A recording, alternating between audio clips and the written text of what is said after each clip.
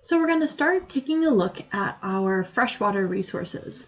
And although it says freshwater resources, we'll look at saltwater and freshwater.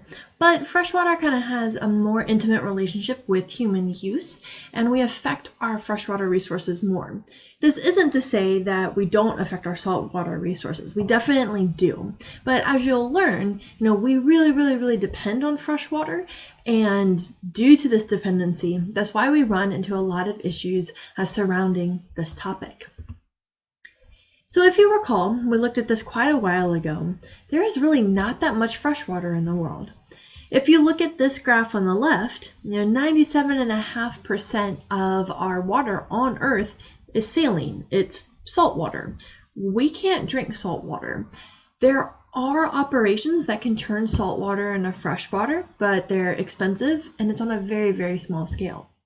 So only 2.5% of the water on Earth is freshwater or drinkable.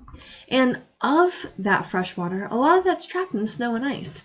And then you have a lot trapped in the ground, and only 0.5% of that 2.5% is accessible in lakes and rivers.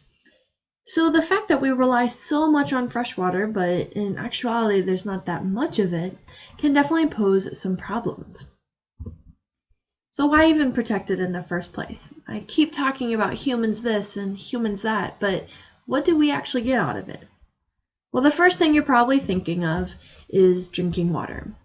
This could be drinking water, or it can be shower water, or your dishwasher, or laundry machine, but the water that you are drinking, that we literally rely on for sustenance, can't drink salt water. If you were to drink salt water, you would die. So you can't ingest it. Our body has to have fresh water. Now, although this is, of course, incredibly important, this is actually not the #1 way that we as humans use it. We actually use it a lot for agriculture. But that should make sense to you. We can't use salt water on our crops either. Just like plants, and just like humans, we all need fresh water. So a lot of our freshwater resources are cleaned and filtered, and not only go to our tap, but are also going to farms, which is used for our agriculture.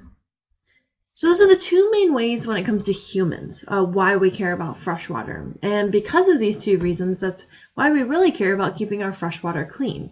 Right? You don't want to be drinking pollution. Our food shouldn't be polluted. But also, this is an environmental class, and we do care about the environment. There are organisms that live in those water bodies. So not only do we want to protect it for ourselves as humans, because we use that resource, but we also want to protect it for all of the organisms that are living in those water bodies as well. So what we're going to focus on for the next couple of topics is the water cycle. And by the water cycle, I'm really not talking about this part here. Yes, there's that water cycle. Water evaporates, and then it makes clouds, and then it condenses and precipitates and evaporates. Yes, that's the water cycle. But what we're really going to focus on is the human water cycle. How do we kind of interrupt it, or change it, or influence it? Not so much how do we influence evaporation, but more of where do we fit in to this whole picture. So we'll talk about these more in depth, but for example, we take water out in order to fuel our homes. So here it's showing a drinking water plant that's filtering it and delivering it to our homes. We create wastewater that gets cleaned and returned. We have storm water that gets returned to the ocean. So we as humans kind of cycle our water as well. We're getting water from the environment, we use it, we clean it, and return it to the environment. So that's kind of the human water cycle. So the first thing we're going to focus on is our drinking water. And by drinking water, although this does mean, yes, the water you are literally drinking, this is actually referring to any water that's coming into your home. All the water in your home, whether it comes from the tap or whether it goes into your dishwasher, is the same exact water. The water in your toilet is also the same exact water. Not to suggest to drink your toilet water, but technically just as clean as all the other water in your household.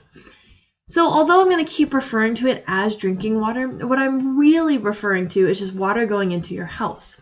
But we refer to that as drinking water is because we have a whole bunch of standards that meet the standard of people are going to drink this, right? We don't have a separate line of water that goes to the toilet and water that's meant for drinking. It's much easier to make sure it's clean enough for you to drink and then just have one line going into your house to supply that drinking water. So of our drinking water, 60% of it comes from surface water.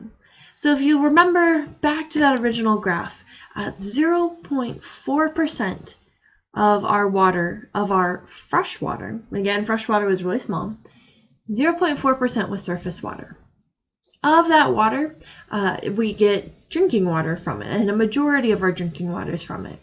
So these are things like lakes and reservoirs and rivers and streams. These are things that you can literally go outside and look at and be like, hey, look, there's water on the surface. So a majority, but not an overwhelming majority, but a majority of our water is coming from surface water. The other 40% is coming from groundwater, and groundwater is literally as it sounds. This is water that is in the ground. Now this isn't like some river flowing underneath of us, but instead it's water that is filling up the cracks in between rocks. So this picture is showing you or diagramming for you what groundwater looks like. Now this is showing a water body. In this case, it's showing some sort of lake or maybe a cross section of a stream. Here we have our land, and it's showing you with these blue arrows like where the water is going.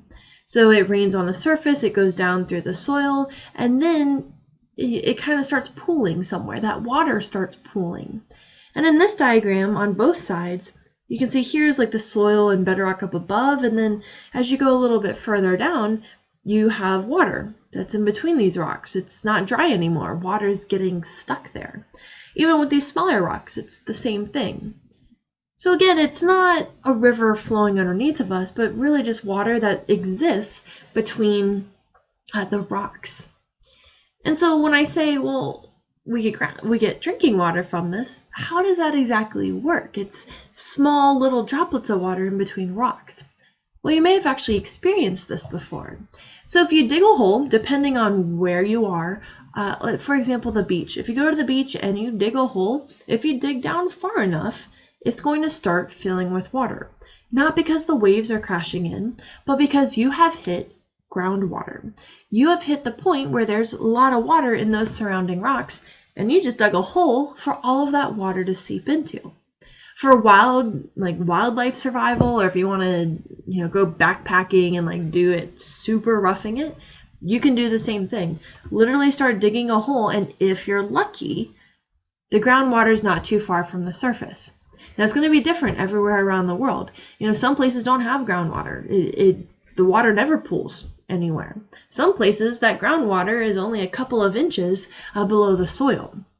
So that's what this image is showing, is kind of digging that hole and water is just accumulating there because that water was actually with all of this stuff and it's just seeping in. You also know groundwater as well water. If someone says their house is on well water, that's what it is. They're just getting their water from a groundwater source. Typically they have to do some sort of cleaning about it, but we'll talk about that more when we get to that part. So as a summary, our freshwater is a very, very small proportion of the water resources that we'll be talking about. And because it's such a small portion and we rely so much on it for drinking, for showering, for our food, and not just our crops, but also the food that lives in those freshwater resources, they're incredibly important. When we look at our drinking water, the stuff that you and I directly rely on, a lot of it's coming from the surface water like you see in this picture, and a small part of it is coming from our groundwater.